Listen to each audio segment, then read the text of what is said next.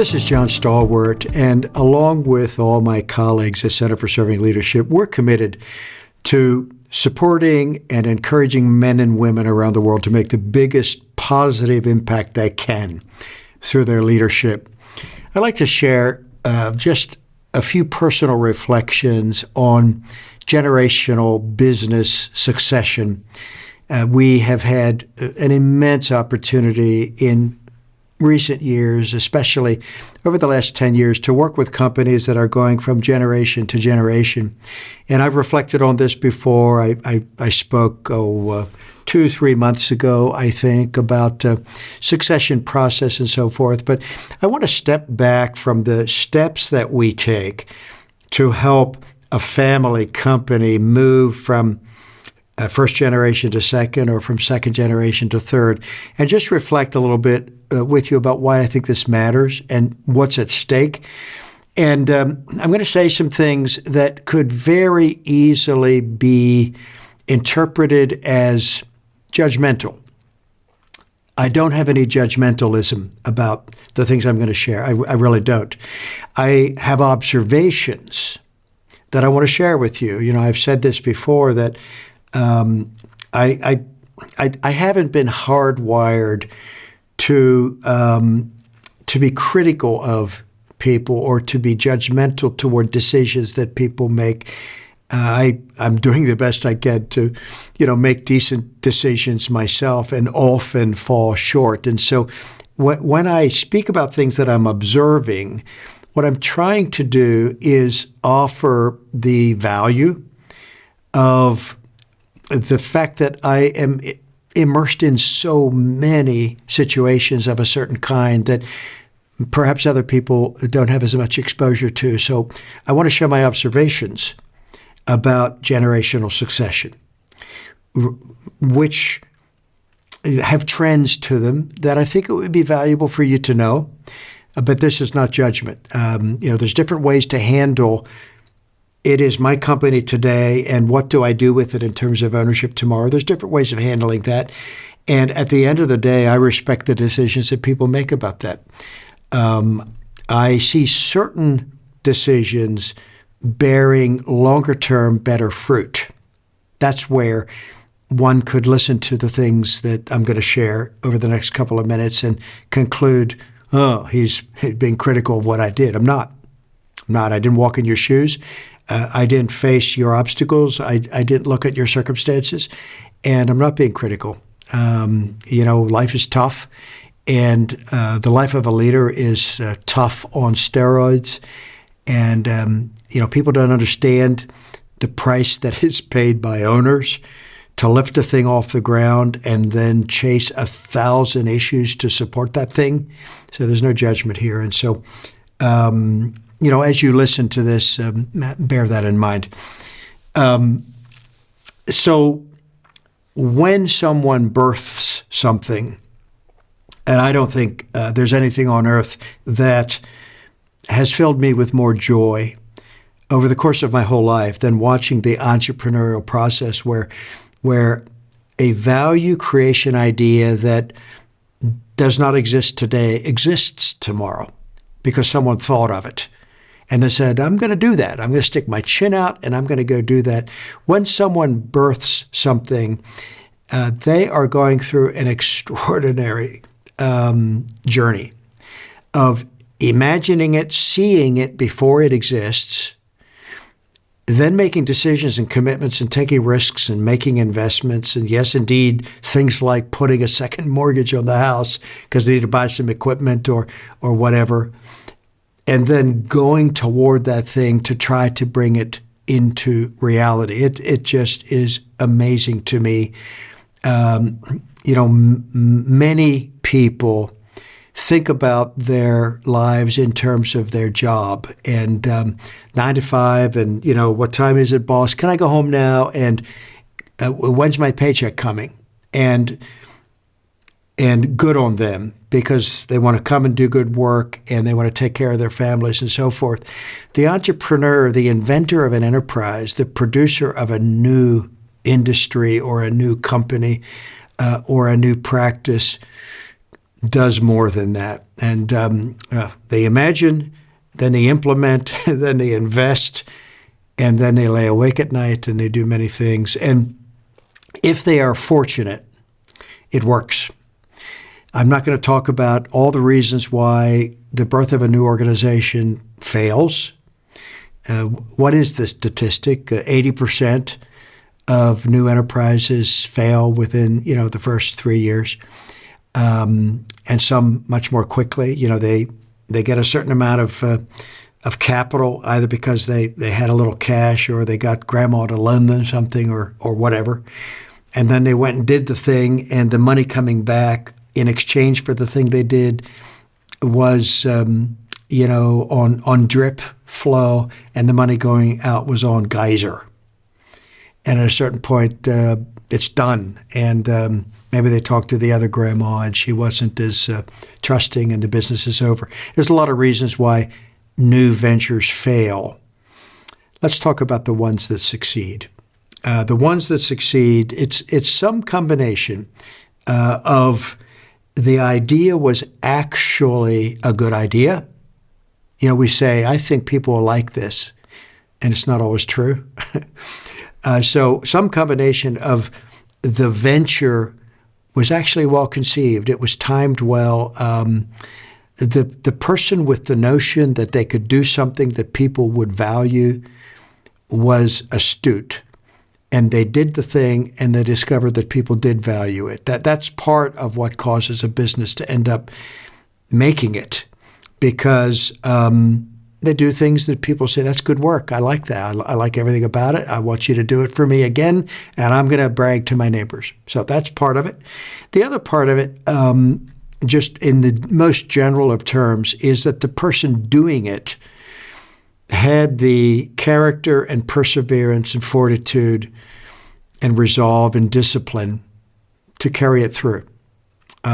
What percentage of successful businesses, now let me ask this differently, what percentage of business failures fail because the idea conceived was not well conceived, and that waiting world that is surely going to love it if I do it isn't actually out there? And what part of new ventures fail because the person just didn't have the follow-through to pull it off, or the fortitude to hang in there when it was a disaster for a while? My guess is that the lion's share is over here in fortitude, and the smaller portion is over here. I've seen a lot of good ideas, reasonably capitalized, fail because the leader wasn't the person they needed to be to carry it through. Again, no judgment. I'm just observing.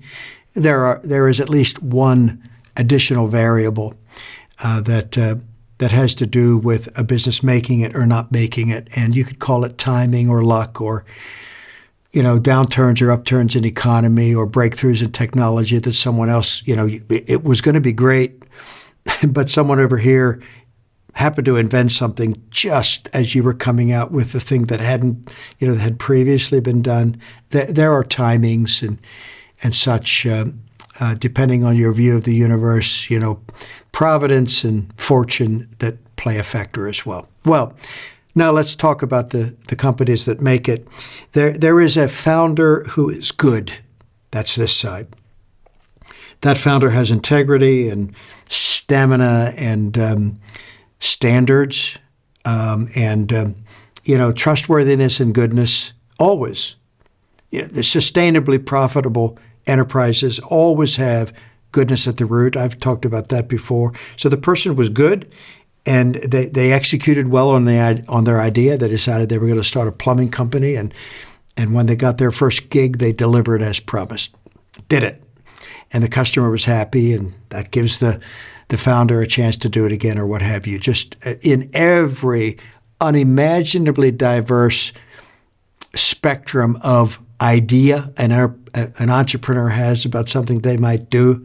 I was reading the other day about, I think it was a comic that was talking about going into a store and discovering that they baked cakes for dogs. I don't think I'd invest in it, but every imaginable thing someone has a good person with fortitude and character is always at the root of a sustainably profitable enterprise. And then the building of standard operating procedures and disciplines and practices so that you can keep that thing going. And if you put that together, and then if you learn your leadership lessons, how do I treat my people? How do I create a workplace that has purpose? And how do I make sure that the customer is never forgotten? And how do I make sure that our standards are carried out, not just when we're looking, but also when our back is turned? All of those are the things we teach in the Serving Leader Framework. If everything is in place, that founder gets the opportunity to have a big problem in 10, 20, 30, or 40 years. And that big problem is, I got to turn this thing over to others.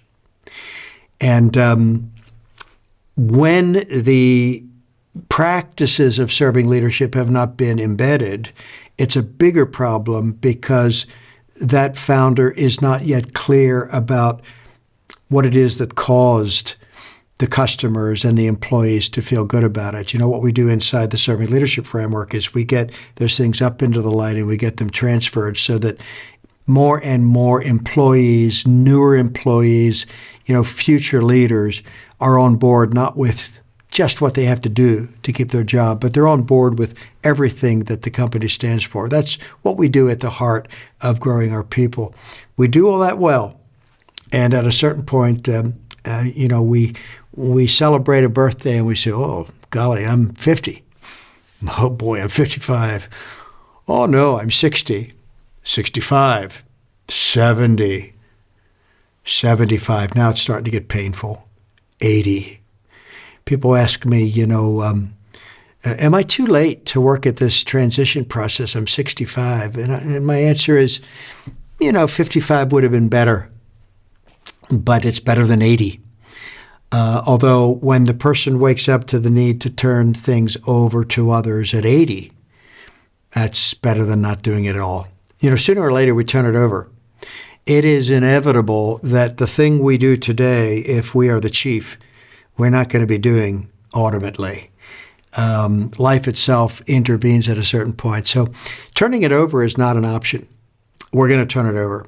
We're going to drop it or turn it over. That's the given of the realm of succession. We have three choices when we come down to the realization, I got to turn this over. And I'm going to keep this real simple. Let's say you started something and you were diligent and it grew, and that thing that you birthed is now a $5 million enterprise, a $50 million enterprise, a $500 million enterprise. They're all good. A $500,000 enterprise. They're all good. They're all good. Up and down the scale. Most jobs in America, most people who have the opportunity to go to work and get paid for their work and go home and take care of their family, work in companies with 3 or fewer employees. It's all good. So let's just say you build a thing and it grows to whatever it has grown to. Good for you. And you've reached an age where you realize, I can't keep doing this. What do I do? What do I do with it? You got 3 choices. Choice number 1, you can sell it or try to sell it. Choice number 2, depending on variables, you can split it and transfer portions to different people. Choice number 3, you can set in place the capacity to steward it beyond your own life. That's not sell, that's not split. I just want to talk briefly about each one and make some observations. Tell you what every time I can, I encourage, as long as you can hear this without judgment. Choice number 1, sell. We have to do that sometimes. There's nothing evil about selling your enterprise. If you have not gotten what is in you and transferred it to your people, if you have not taken those practices of goodness and operationalized them so that now they live inside the company rather than inside your supervision, it's hard to sell. because people recognize that's a valuable company because you're there. If you're not there, all the customer trust is gone. If you're not there, all the reputational capital is gone. If you're not there, people won't know what to do. You've got a bunch of knuckleheads who do what you tell them to do, and thank God you're there to tell them because you know what you're doing. So it's hard to sell an enterprise in the first place if you haven't built all the goodness of your practices. What we teach in Run to Great Purpose, Raise the Bar, Blaze the Trail, the vision, the values, the mission. If you haven't transferred that into the systems of the business, an astute buyer is going to say to you, you've got a practice on your hands there with some people helping you, but you don't have a business. And so I don't see the value of buying it because I'm not buying you. If I buy everything you've got, some trucks or what have you, and pay you cash, you'll be gone. And actually, you're the value proposition because it's just a practice that you practice. And it's good because you're good. And the people around you and the tools you have are useful in the force multiplication of you, but you're the center of the value proposition. I'm not going to buy your company. So that's one issue. If we have reached a certain size and systemed business framework, we can sell. And one of the things that all I want to say about choice number one, sell, is you can create a nice capital event for you and your family. And there are times we need to sell. But the selling proposition holds a significant risk that the goodness that your company produces will end. Perhaps, there's a customer base you have, or perhaps there's certain IP you have, or perhaps there's a certain market you have that another entity wants to add to their muscle mass. But because your company was good as a product of who you are, it produced a workplace, a community place, an asset place for people and families and communities. It produced a reputation with customers. There is a reasonable likelihood that in selling your company to someone else, certain structural elements of that value proposition will get transferred. But what really produced goodness will end. You look at mergers and acquisitions where on paper, company A is worth, $40 million and it buys company B, which is worth $10 million. And the 40 and the 10 is going to produce a company of 70 million because there's going to be some economies and some stacking of capabilities, but actually the 40 and the 10 produces a 30.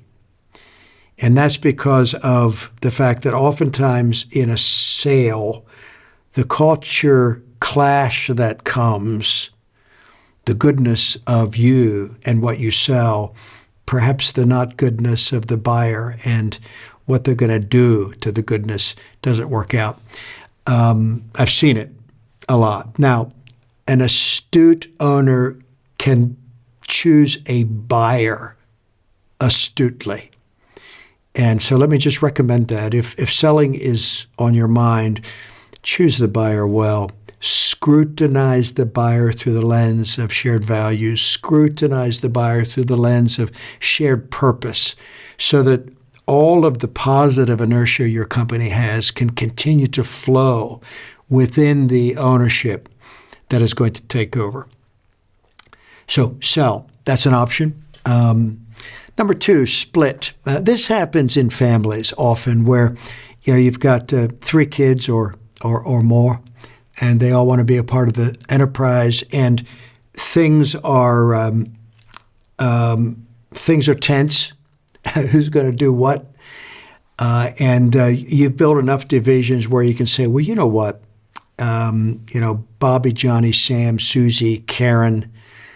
Let me just divide this into 5 subsidiary enterprises, and we'll we'll take this division and this will be your company. We'll take this division and it'll go to you. Split is an option. It does frequently end up being the result in a family where things are hard to work out because communication hasn't been attended to for a while. And then since communication wasn't attended to, feelings are hurt and wounds are banked and memories are damaged. So let me divide it up this way. We have this property and that farm, and we've got that store, and so here's how I'm going to divvy it.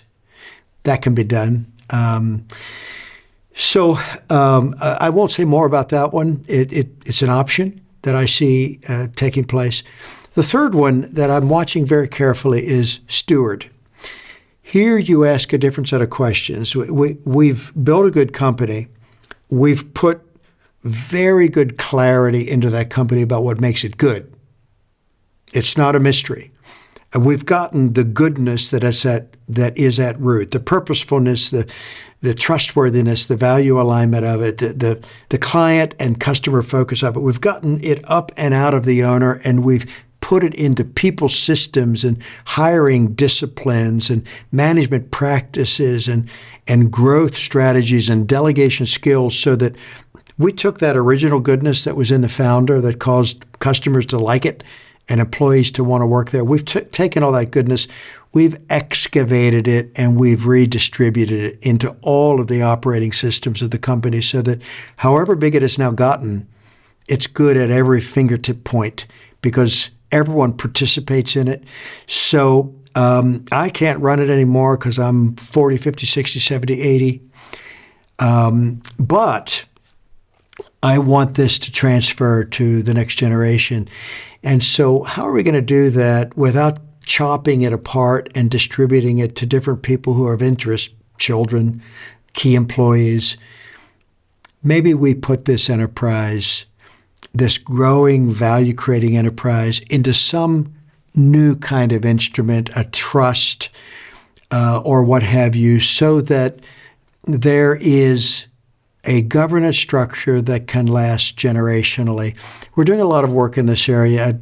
I'm not going to unpack it because it goes deep, but what we have found is that the base serving leader training we do with the companies that we serve becomes the foundation for successful scale, sustainability, and succession. The base skills of putting together an excellent organizational culture that grows people, and then bringing those up into systems and operations that we can embed in the company becomes foundational. It sets companies up well to be well stewarded for generations. And I simply want to give you one thought. I felt I should make these comments because someone may be thinking about this matter. Often, Generation 1 reaches a point of transfer, and they've got some kids who worked with them. Right now I'm working with a dozen companies in transition. My own work really focuses at the succession level, as all of our training partners around the world do the serving leader training. And the founder reaches a certain age, and if there has not been prior successions, if it is the first round, the thought is, let me figure out something so the second generation is ready to go. And it is valuable to ask a different question. Let me ask how we are going to steward this instrument of value creation. The purpose of business is to create good in the world. Let me think about how we steward this instrument of value creation that's become a good thing to 7 generations. Oh, now that's a new question. It's one thing to think, okay, one more generation. Let me figure it out, and now I know who's going to do what without me, and now I can die in peace. What you've done is you've kicked the can down the road one generation. And actually the next succession moment is going to be exponentially more complex. It was you owning the company, and now it's 3 of your kids. Oh, they have kids. Bunch of cousins are running around. Or whatever is your particular story. If you think just in terms of succession from you to next generation, you really kicked the can down the road, and it's going to become more complex. What would it look like to plan for 7 generations of stewardship as a family, if it's a family business, of stewardship, so that the market, future investors, employees, customers see that there is a sturdiness in place. This isn't, live or die based on the quality of who currently is in charge. There's a sturdiness in place that we can depend on. If this is something that you'd like to talk about, I'd sure like to talk with you about it. Nothing makes me happier than watching that venture from creating something to demonstrating that it's actually valuable, to laboring with diligence and perseverance through 10,000 problems. That's about the right number, so that it endures, to reaching the wonderful privilege of having the problem of figuring out how to turn it over. We earn the right to face that problem if we have been successful in building the enterprise, and then getting good solutions. So this domain of value creation, this domain of goodness, endures over time. I want to encourage you, wherever you are on that journey, to always be thinking ahead and know that you're not alone. Boy, you are not inventing these steps that you're trying to figure out how to take. You've got so many friends who've taken these steps, who've made mistakes taking these steps and paid a fortune for their mistakes, who've learned their lessons, who've gotten good at it. You're not alone. I want to encourage you in that. I want to encourage you in the work that you do to grow your people and develop wonderful workplaces and serve the world through the enterprise that you are stewarding.